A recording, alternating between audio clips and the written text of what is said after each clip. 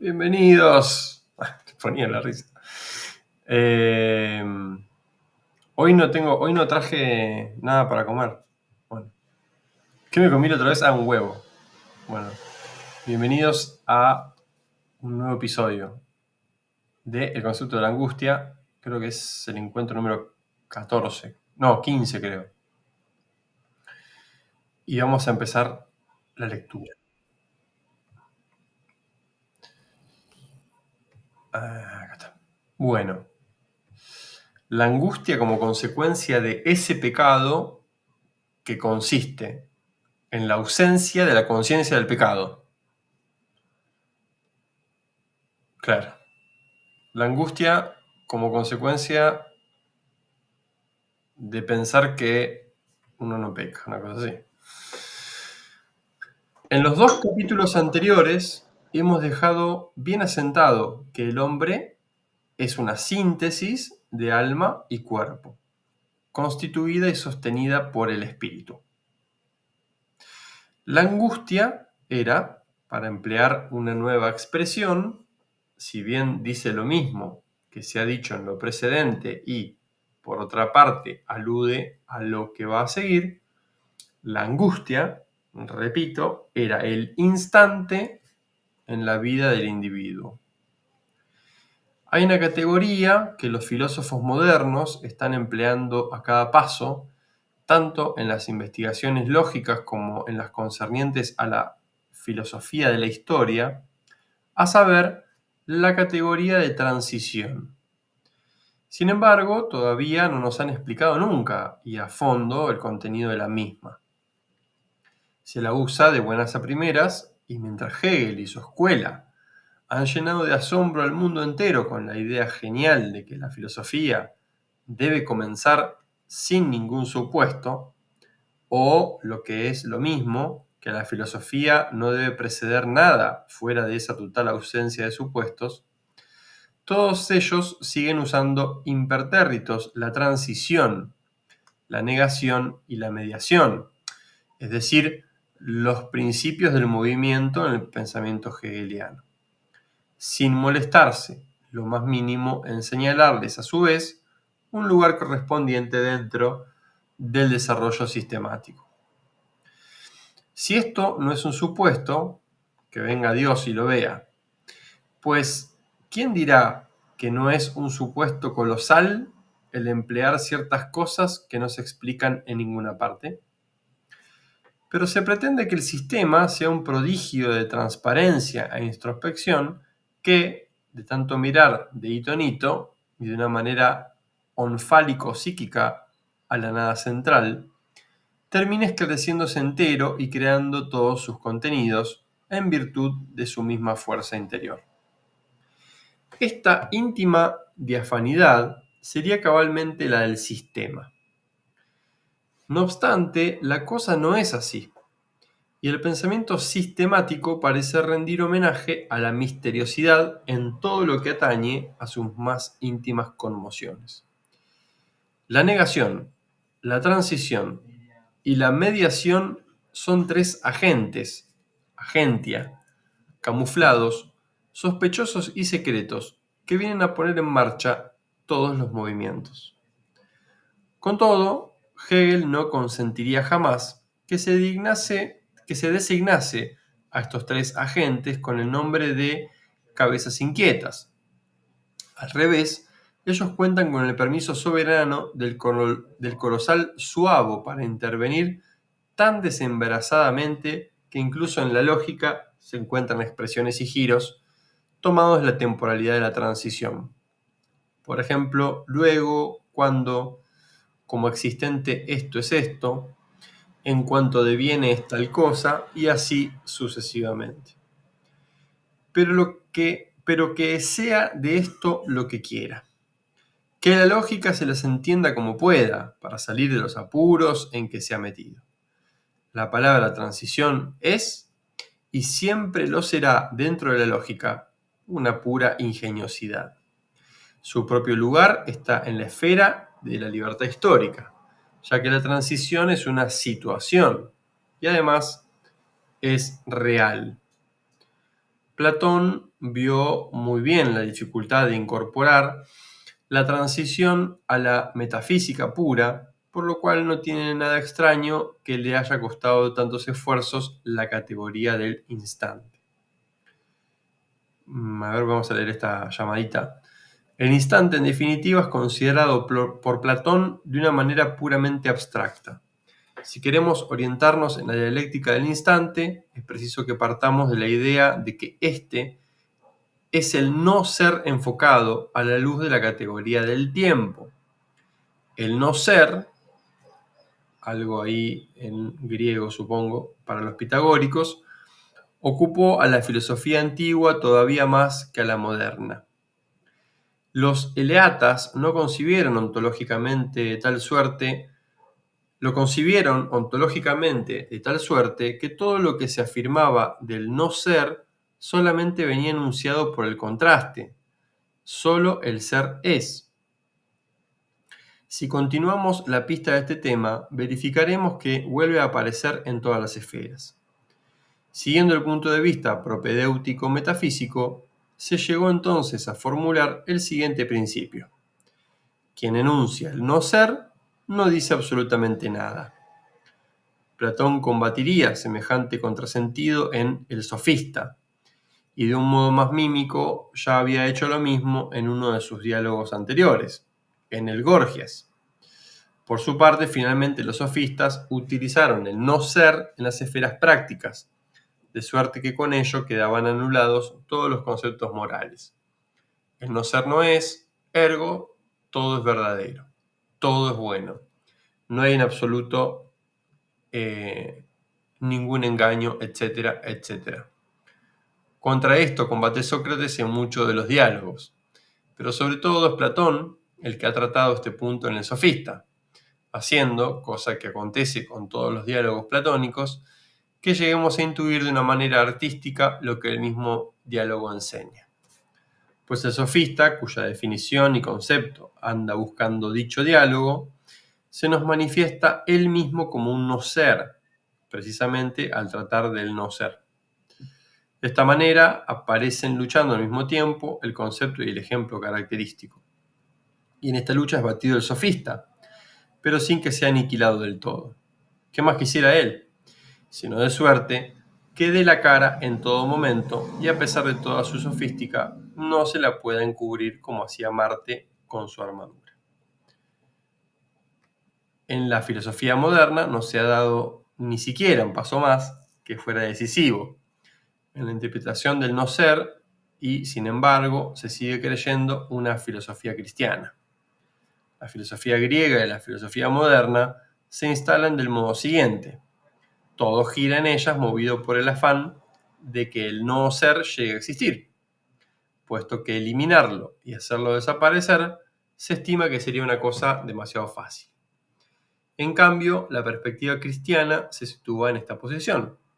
El no ser existe en todas partes como la nada de que fueron hechas las cosas, como apariencia y vanidad, como pecado, como sensibilidad alejada del espíritu, como temporalidad olvidada de la eternidad, y en consecuencia importa muchísimo quitarlo de en medio para que aparezca el ser. Solo en esta dirección se concibe con exactitud histórica el concepto de la redención, tal como el cristianismo lo ha traído al mundo. Si se concibe en la dirección contraria, partiendo del movimiento de que el no ser no tiene existencia, entonces queda la redención como evaporada y puesta al revés. Platón expone su doctrina del instante en el Parménides. Este diálogo trata de mostrar la contradicción en los conceptos mismos, cosa que Sócrates expresa con tanta precisión que no hay en ello ningún motivo para que se llene de vergüenza aquella antigua y hermosa filosofía de los griegos, pero que, por el contrario, bastaría para poner en vergüenza a una filosofía más reciente y petulante, la cual no se hace grandes exigencias a sí misma como se las hacía la griega, sino que más bien se complace en exigir mucho a los hombres y a la admiración que éstos han de tributarle. Sócrates observa que no sería nada extraño que alguien pudiese mostrar algo contradictorio, en lo que respecta a una cosa particular que participe de lo diverso.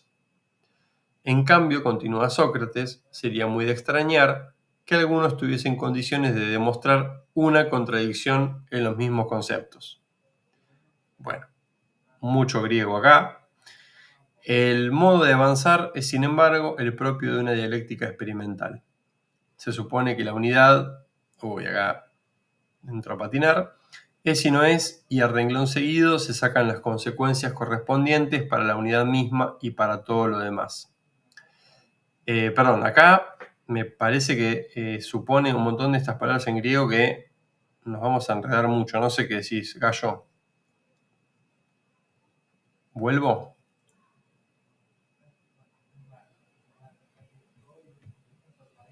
Y ahora ya nos metimos en esta nota de autor que es larguísima, debe ser de la más larga del libro, porque a mí me da la impresión que está agregada posteriormente y él hace toda una reflexión filosófica sobre esta idea del ser y el no ser.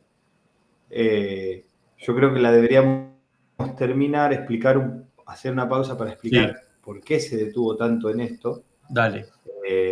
porque me parece que a quienes les interesa el abordaje filosófico de Kierkegaard, esto tiene muchas cosas para sacar.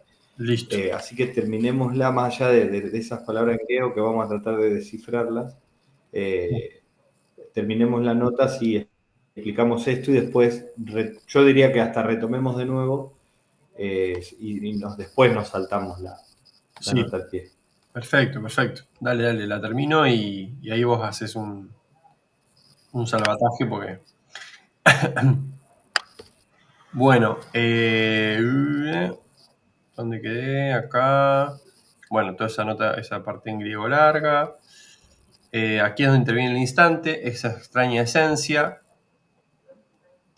se dice en griego, que por cierto es una expresión excelente para lo que aquí se quiere designar, que está situada entre el movimiento y el reposo, sin que con todo exista en ningún determinado tiempo, sino que constantemente está entrando y saliendo del tiempo para poner en reposo lo que se mueve y en movimiento lo que reposa. Por eso el instante es, en general, la categoría de la transición tal, ya que Platón demuestra que del mismo modo en que el instante entra en la transición de la unidad a la pluralidad y de la pluralidad a la unidad o de la igualdad a la desigualdad, etc. Así también entra en lo que no es ni tal otra, o no está separado ni confundido. Con esto conquistó Platón el gran mérito de haber puesto el dedo en la dificultad, pero a pesar de todo el instante sigue siendo una sorda abstracción atomística, que tampoco queda aclarado una vez que se lo ignora. Ahora bien, si la lógica ha de declarar sin ambages que no está en su poder la categoría de la transición, y si la tuviera, sería del todo punto necesario que dicha categoría encontrase un lugar en el sistema mismo, aunque, por otra parte, también actuase en el sistema, ello viene a significar bien claramente que el instante pertenece a las esferas históricas y a cualquier saber que se mueva dentro de un supuesto histórico. Esta categoría es de la mayor importancia para trazar los límites que nos separan de la filosofía del paganismo, e igualmente de toda especulación pagana dentro del mismo cristianismo. Sin salirnos todavía del Parménides, volvemos a encontrar en este diálogo otro texto en el que repercuten las consecuencias de que el instante sea semejante abstracción. Pues mientras que en el diálogo se supone que la unidad cae bajo la categoría del tiempo, se está poniendo constantemente de manifiesto la enorme contradicción de cómo la unidad, tal, tan pronto se hace más vieja y más joven que ella misma y que la pluralidad, otro tal, como tan pronto no es ni más joven ni más vieja que ella misma y que la pluralidad, por una parte, se afirma categóricamente que tiene que darse la unidad, y a renglón seguido se la define como participación en una esencia, o en una esencialidad dentro del tiempo presente. En el desarrollo detallado de las contradicciones que el tema representa, vamos viendo cómo lo presente, tal oscila incesantemente entre varios significados: lo presente, lo eterno y el instante. Este ahora tal está situado entre el era y el será. La unidad no puede saltarlo cuando avanza desde lo pasado a lo futuro. Por eso la unidad queda apresada en el interior de la hora, y no es que se haga más vieja, sino que lo es. La abstracción de la filosofía moderna culmina en el puro ser. Ahora bien, el puro ser es para la eternidad la más abstracta de todas las expresiones, y en cuanto es la nada, vuelve a ser una vez más el mismo instante. Con esto se demuestra de nuevo cuán importante es el instante, ya que solamente con esta categoría puede conseguirse darle a la eternidad su peculiar importancia. Esto se logra, precisamente, al hacer que la eternidad y el instante se conviertan en dos contraposiciones extremas, mientras que de ordinario y conforme a la herejía dialéctica vienen a significar lo mismo. Por eso hemos de afirmar de un modo categórico que solo con el cristianismo empiezan a ser comprensibles tanto la sensibilidad como el tiempo y el instante, precisamente en cuanto solo se torna esencial la eternidad. Nota del autor. Ahora trepamos para arriba. A ver de dónde venía. Acá. Esa frase vamos a leer de nuevo. Platón vio muy bien la dificultad de incorporar la transición a la metafísica pura, por lo cual no tiene nada extraño que le haya costado tantos esfuerzos la categoría del instante. Y acá el amigo se mandó su gran nota. Bien. Sí, una nota que parece más un tratado, un pequeño ensayo sobre la cuestión del instante, que es una categoría central en Kierkegaard, absolutamente central en Kierkegaard, que tiene un peso específico. ¿Él no escribió algo Y sobre eso acá específicamente? ¿Ya? Sí, es una revista que se llama El Instante. Una revista que tuvo 10 números. Es una categoría que para él, lo único que puede explicar realmente esta categoría es el cristianismo. Pero es interesante porque el comienzo del capítulo 3 plantea esta crítica a las transiciones hegelianas de afirmación, negación y negación de la negación, también conocidas como los principios del movimiento del pensamiento hegeliano de tesis, antítesis y síntesis. Que Hegel nunca habla de eso, pero cuando lo tradujeron en esos términos. En realidad, este devenir, esta forma de entender el movimiento, la dialéctica del movimiento, está en la lógica de Hegel, por eso ahí aparece lógica con mayúscula. Y lo que hace acá es plantear, digamos, guarda con dar.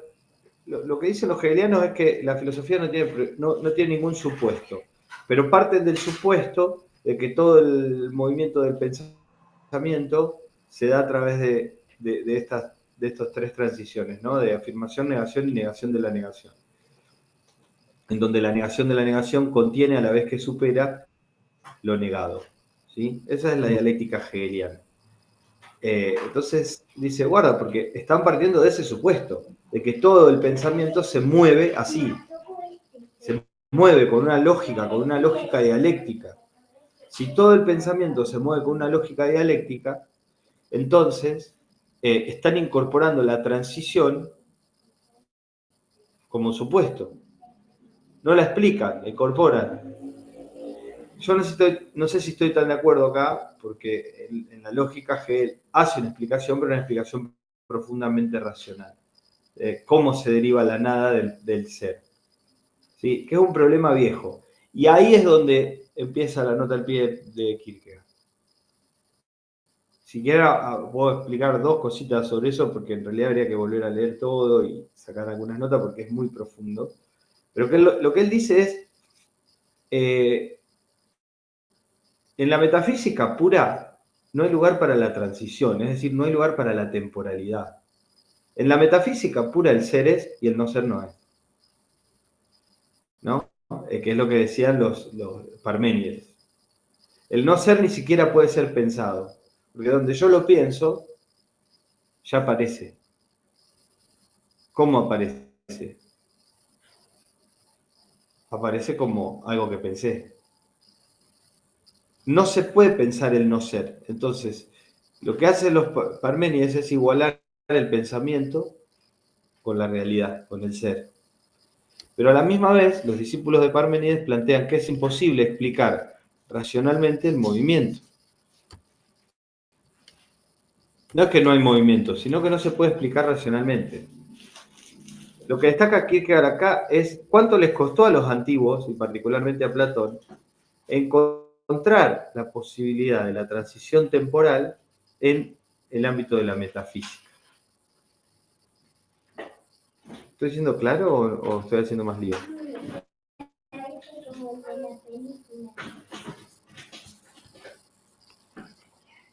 Bien, bueno, sigo entonces. Cuando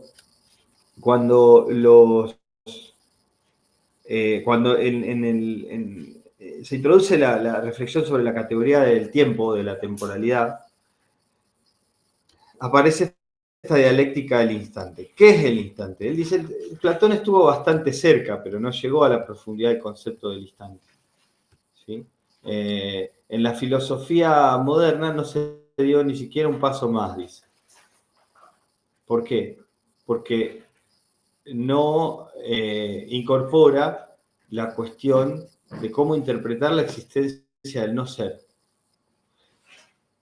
El no ser, entonces, ¿eso no es?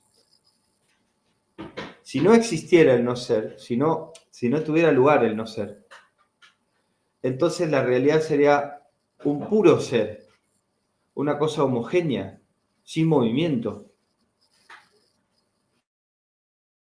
Para que haya movimiento tiene que haber una nada que permita el movimiento. Yo la semana pasada refería a un filósofo japonés que plantea la lógica de la nada, ¿no? Me parece que es re interesante eso, porque, es más, el estudio, acá me estoy yendo más al carajo, pero en el estudio del Génesis 1.1, cuando dice, en el principio creó Dios los cielos y la tierra estaba desordenada y vacía, y el Espíritu de Dios se movía sobre la faz de las aguas. La gran pregunta que se hacen los estudiosos de Génesis es, ¿cómo crea Dios? ¿Cómo es que en el principio creó o está creando, algunos dicen que ese verbo es está creando, el berejit, está creando los cielos y la tierra? Si no hay una nada que se contrae sobre sí misma, no puede aparecer la realidad en su múltiple variedad. Los griegos esto lo vieron. Se les armó un lío bárbaro, pero lo vieron. Vieron que había una dificultad entre pensar el no ser, pero también que era más difícil todavía asumir la existencia del puro ser. ¿Sí? Esto es metafísica pura, ¿no? Entonces, lo que permite ese vínculo entre el ser y el no ser, y esto Heidegger lo va a ver muy bien, es la relación entre el ser y el tiempo. Es decir, el ser es algo que deviene, que ocurre, que transcurre. Ahora, Kierkegaard dice, ¿qué es lo que verdaderamente aportó el cristianismo? El modo en que el tiempo se vincula con lo eterno. Y ahí aparece la categoría del instante.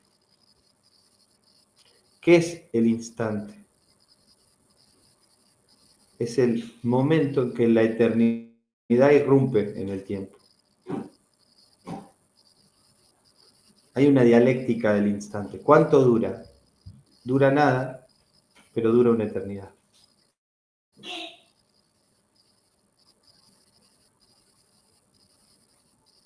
Dura nada, pero dura una eternidad. Son quizás esos momentos, claro, sí, la paradoja de la flecha. Son quizás esos momentos que a nosotros atesoramos para siempre. Eso es la eternidad. Y por eso otro problema muy serio para Kierkegaard era el de la repetición, o mejor dicho, el de la recuperación. ¿Cómo hago para recuperar esos instantes de eternidad o para repetirlos? Y acá entra la categoría de lo religioso, porque esto es una experiencia plenamente religiosa. Yo no quiero abundar demasiado en palabras, pero creo que acá lo que hace Kierkegaard es tomar a la filosofía antigua para criticar a la moderna, a fin de poder decir, el único que puede resolver este problema, el vínculo entre el ser y el tiempo, es el cristianismo con la categoría de la eternidad.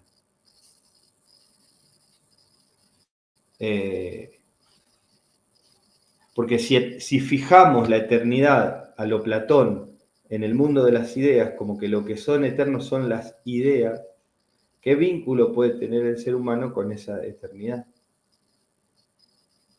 En cambio, en el cristianismo, la idea que explica la posibilidad de la recuperación, de la repetición y de la eternidad en el hombre, es el de la redención.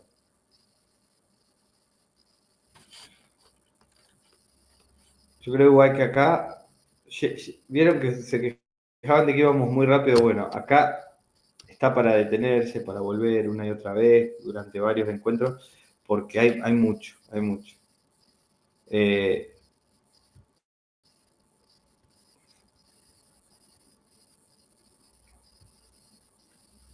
Sí, por eso dice ahí algo interesante, que el instante no puede ser una sorda abstracción atomística. No se puede desprender el instante de la temporalidad, como si fuera una irrupción en el tiempo que lo rompe al tiempo, que también es un concepto de la física este de instante, ¿no? En la física aristotélica aparece la idea del instante, el vínculo ahí entre el movimiento, antes del movimiento, bueno. Si el instante rompe la sucesión del continuo del tiempo, entonces deja de estar en el tiempo. ¿Sí? Por eso dice, en realidad el instante es el polo opuesto a lo eterno, pero es la posibilidad de que lo eterno habite lo temporal. Por eso no puede romper el continuo temporal, pero es como si fuera la elasticidad de lo eterno se experimenta ahí, en ese instante. ¿Sí? Es una categoría del ámbito de lo espiritual, esta del instante, de lo religioso. Bueno, no sé si fue muy claro, pero me parece que acá vamos a tener que volver varias veces porque Kierkegaard va a volver varias veces. Buenísimo, Gallo. ¿Querés continuar vos de acá o sigo? Bueno, espero que haya sido claro. Dale, continúo. Meta. Para que estuve ahí hurgando, tengo que volver bastante. Acá. Platón vio muy bien la dificultad de incorporar la transición a la física pura, por lo cual no tiene nada de extraño que le haya costado tantos esfuerzos la categoría del instante.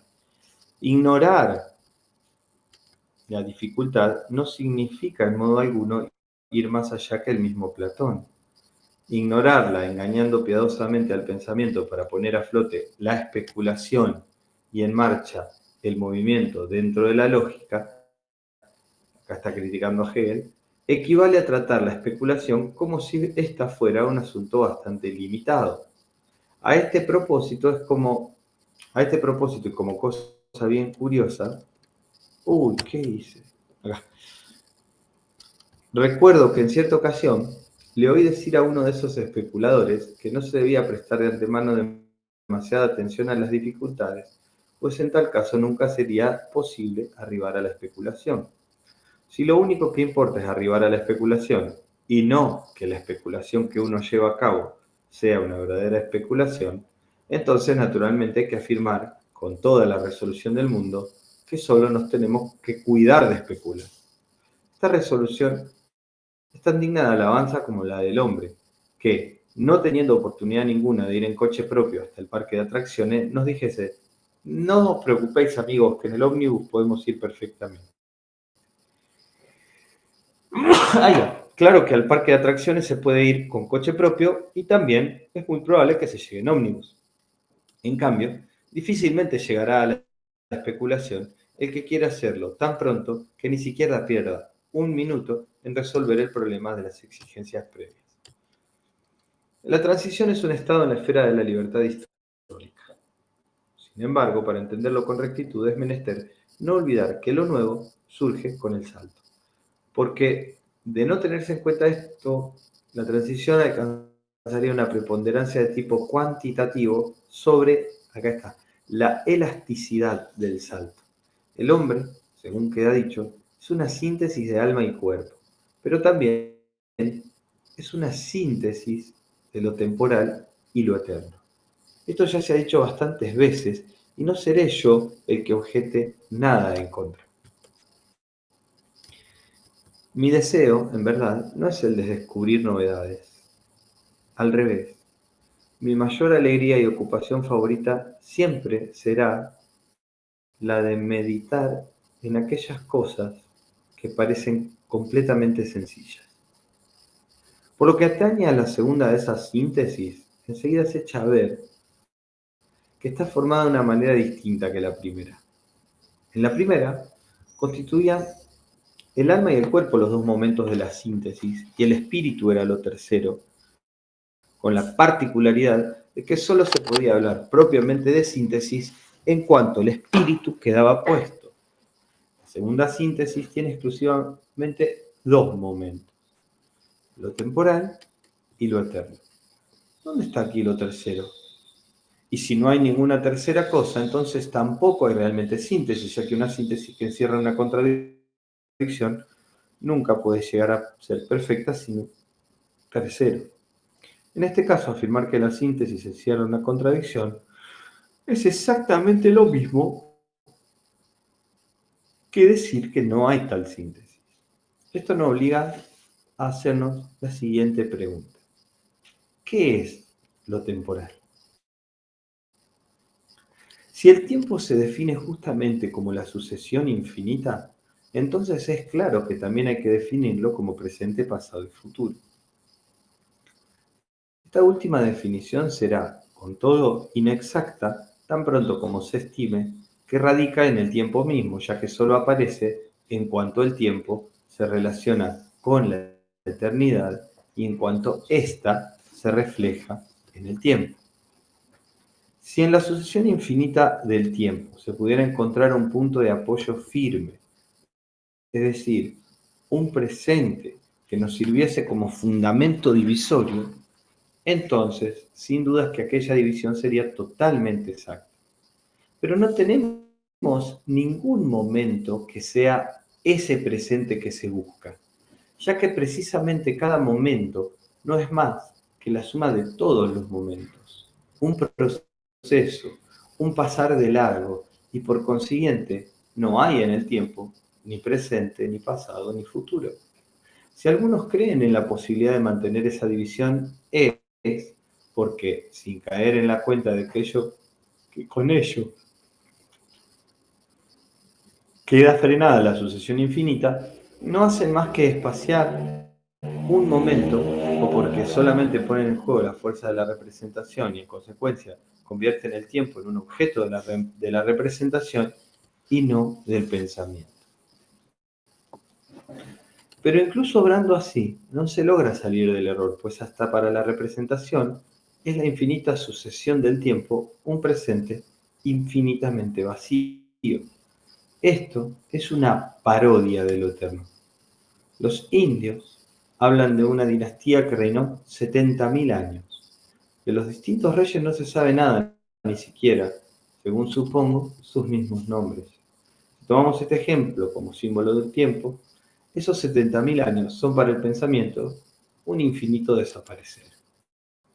Pero para la representación, en cambio, se extienden y se dilatan hasta convertirse en la ilusoria intuición de una nada infinitamente vacía. Esto es por lo demás el espacio. El iniciado encontrará aquí con facilidad, precisamente en este punto, una prueba de la exactitud en mis desarrollos. En efecto, el espacio y el tiempo son completamente idénticos para el pensamiento abstracto. Siempre Schneider, Narder, uno tras otro, uno junto a otro. Y también para la representación llegarán a identificarse, e incluso son verdaderamente idénticos en la definición de Dios como omnipresente.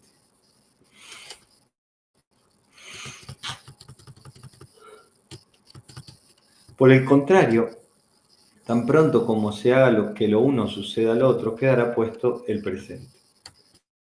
No obstante, el presente no es el concepto del tiempo, a no ser que se lo piense como infinitamente vacío y por añadidura, como típico e infinito desaparecer.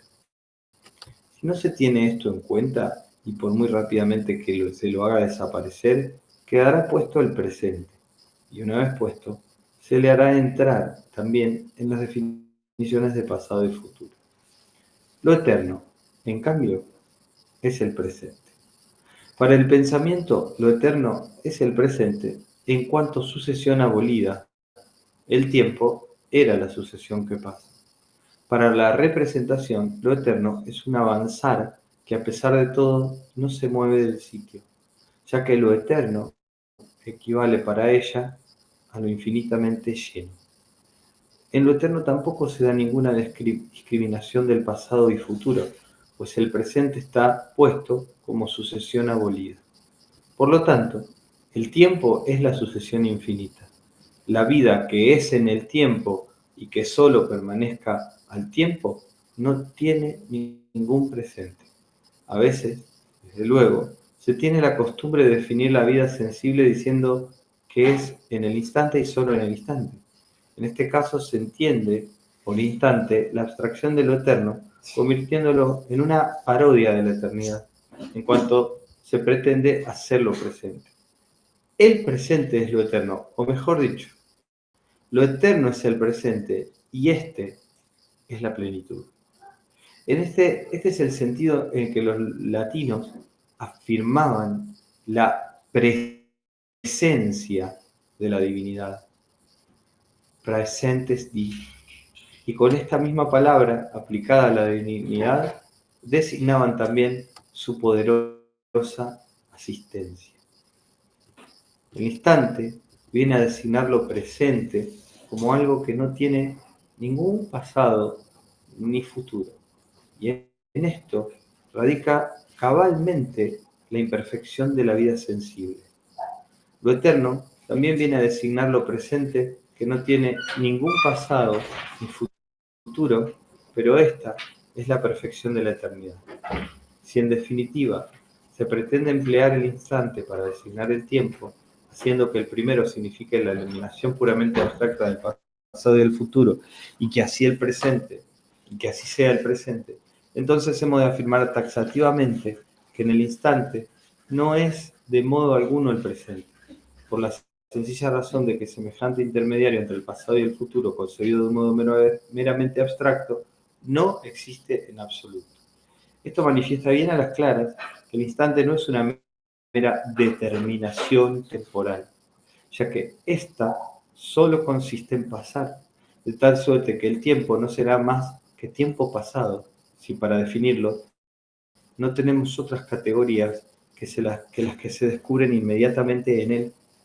En cambio, si el tiempo y la eternidad se ponen en contacto, ello tiene que acontecer en el tiempo. Y henos aquí ante el instante. La palabra instante en danés se entiende øyeblikket, es la palabra danesa para el instante. Es lo mismo que en alemán Augenblick. Al pie de la letra significa ojeada, pero predomina el significado figurativo. Y así los daneses siempre nos dirán, cuando nos ruegan una brevísima espera, et øyeblik, un momento.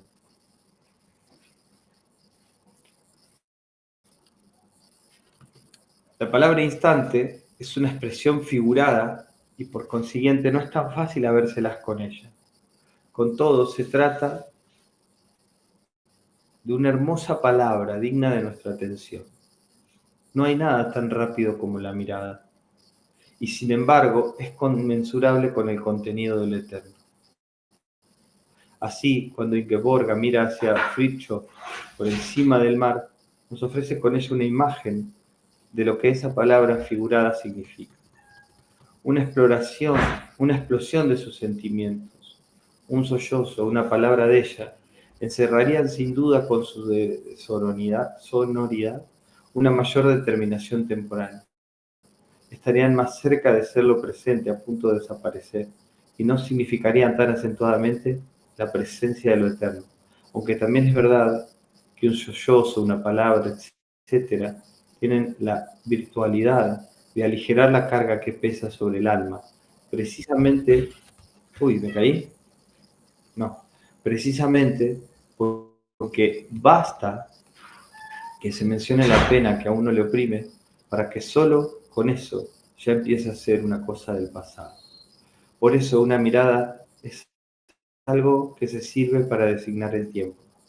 Pero entiéndase bien, en cuanto el tiempo se halla en ese conflicto fatal que provoca el entrar en contacto con la eternidad. Lo que nosotros llamamos el instante, Platón lo llamó de esa manera. Cualquiera que sea la clave etimológica de esta expresión, sin embargo, siempre estará en relación a la categoría de lo invisible. Para el griego no podía ser de otra manera, ya que concebía de un modo igualmente abstracto el tiempo y la eternidad, una vez que faltaba el concepto de la temporalidad.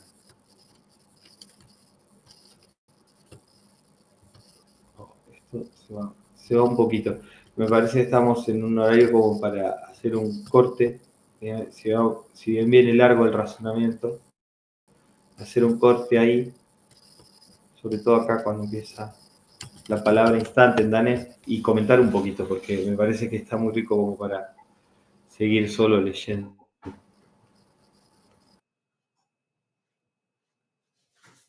Sí, está muy interesante, ¿eh? Está bueno cómo trabaja esa cuestión del tiempo, el instante, que en el instante está la plenitud. Me gustó eso. El paralelismo entre instante, eternidad, plenitud. Solo puede haber planificación del tiempo en el instante, en el momento, que es el momento en que lo temporal se toca con lo eterno. Si hay una síntesis posible entre lo temporal y lo eterno, está en el instante. Pero yo pensaba en vos, Tincho, que siempre nos hablas de que el mejor regalo que uno le puede hacer a alguien en estos tiempos es estar presente. En esta idea de la presencia divina. Digamos, la idea de presencia como el estar en el presente, que es lo eterno, dice él, ¿no? Está interesante.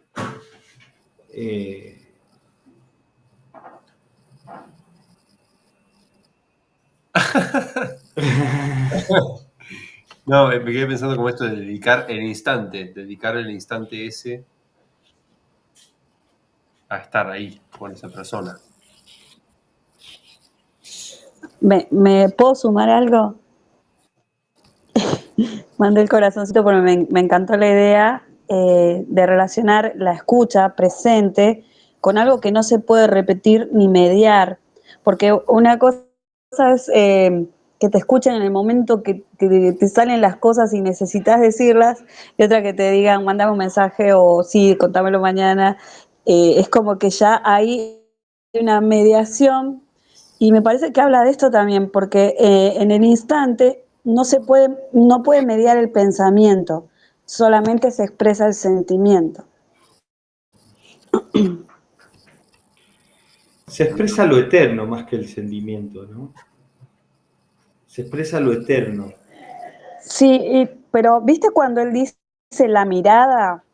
Esto me hizo acordar mucho al arte, porque nosotros siempre decimos que el arte permite apreciar de forma unitaria y directa que el pensamiento, en el pensamiento requeriría una mediación. Vos cuando mirás un cuadro mirás una totalidad y es un impacto, como una unitaria. No estás parte por parte el cuadro, es algo que te viene a la mirada de una sola vez. Y me pareció que también podía relacionarse con eso. Sí, de hecho es interesantísimo eso sí, porque al propio Kierkegaard, fíjate todo el desarrollo que le lleva a tratar de explicar esta experimentación que se da en el instante. O sea, fíjate todo lo que tiene que hacer. Sí, me hace pensar Claro, el momento este del instante tiene que ver con compartir, con la escucha, ya sea desde un lugar profesional o no. Lo importante que es escuchar todo, y ahí lo uno con lo que decía Cise, esto de mandarme un mensajito, mandarme un audio, como de cierta fragmentariedad que se da en esa dinámica, y que escuchar me gusta porque Heidegger dice que hemos de ser todo oídos, ¿no? Como escuchar con todo el cuerpo, con todo lo disponible en el momento. Y ahí lo que ocurre en ese instante, en esos instantes, es como mucho más pleno, se me viene, ¿no? Como mucho más rico, como ahí habla todo, el movimiento del pie, la mano, el gesto. Eh, Nada, me hace pensar en eso. A mí el párrafo que más me gustó justamente es ese que dice, por lo tanto, el tiempo es la sucesión infinita. Y esta frase, por ejemplo, la vida que es en el tiempo y que solo pertenezca al tiempo, no tiene ningún presente. A veces, desde luego, se tiene la costumbre de definir la vida sensible diciendo que es en el instante y solo en el instante. En este caso se entiende por instante la abstracción de lo eterno, convirtiéndolo en una parodia de la eternidad, en cuanto se pretende hacerlo presente. El presente es lo eterno, o mejor dicho, lo eterno es el presente y esta es la plenitud. Este es el sentido en el que los latinos afirmaban la presencia de la divinidad y con esa misma palabra aplicada a la divinidad designaban también su poderosa asistencia. Es decir, esta plenitud que vos decís, esta sensibilidad plena, esta escucha total, este ser todo oído, es un modo de asistir, de recibir esa asistencia. O sea, digo, yo pienso en la experiencia profundamente religiosa y espiritual. Si yo experimento en un instante de oración, por ejemplo, que Dios está ahí, que Dios está ahí, que está la presencia divina, se planifica de tal manera ese tiempo que no necesito nada más. Tremendo. O sea, la asistencia es su sola presencia. Y eso, en un sentido, ya es plenamente sanador. Si no es que me dio No algo. necesito más. Claro, totalmente. Está buenísimo. Claro, trasciende la idea de un tiempo lineal. Es como que si no fuera como él dice, no tendría sentido Dios, porque ya no estaría, habría sido cosa del pasado. Por eso ahí, en la ejercitación del cristianismo, va a retomar fuerte la idea del instante Kierkegaard con el seudónimo de Anticlímacos y va a plantear la idea de la plenitud de los tiempos que para él se da en el instante en que Cristo viene al mundo. Esa es la plenitud de los tiempos. Ese es el presente eterno. Por eso va a plantear la idea de contemporaneidad con Cristo. Nadie cree realmente en Cristo si no cree en Él como si fuera uno de sus discípulos que vivió con Él. Creerlo dogmáticamente porque la Iglesia afirma que Jesús es Hijo de Dios, ¿sí? Plenamente humano, plenamente divino y todo lo que dice el credo, solo creerlo porque lo dice el credo, sin experimentar esa contemporaneidad con Cristo, y el desafío que significa la fe, el salto de fe de creer que un hombre puede ser Dios, ¿no? Ahí está la plenitud de los tiempos llevada al terreno de lo religioso. Hay acá una riqueza descomunal y la redención es ir ahí a ese lugar donde la plenitud de los tiempos ocurrió. Por eso también es interesantísimo pensar que el otro gran filósofo que habla del tiempo, claro, exacto, es una presencia constante. El otro gran filósofo que habla del tiempo, que le dedica un capítulo completo en sus confesiones, es San Agustín. San Agustín tiene una de las reflexiones sobre el tiempo más hermosas que yo he leído en mi vida. Y no es casual que los dos sean cristianos y trabajen tan profundamente la cuestión del tiempo. Y también acá le responde tanto a Hegel como a Kant, porque Kant no sabía qué carajo hacer con el problema del espacio y del tiempo. Y dijo, son dos categorías a priori del entendimiento. Listo. O sea, son categorías a priori, ¿no? Estaban antes ahí y por eso puedo experimentar la realidad. Ese ahí es en el entendimiento. Pero Kierkegaard plantea, no vayamos tan rápido.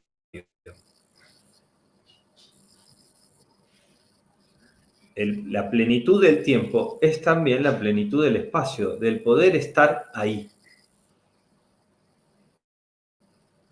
Por eso Heidegger va a flashear con esto, con ese ahí. Le va a chorear. ¿Dónde es ese ahí, ese da, ese ahí? Y ahí viene la profundidad, ¿no? En el existir. Bueno, y en este marco, no nos apuremos, dijo Kierkegaard. Yo propongo lo mismo.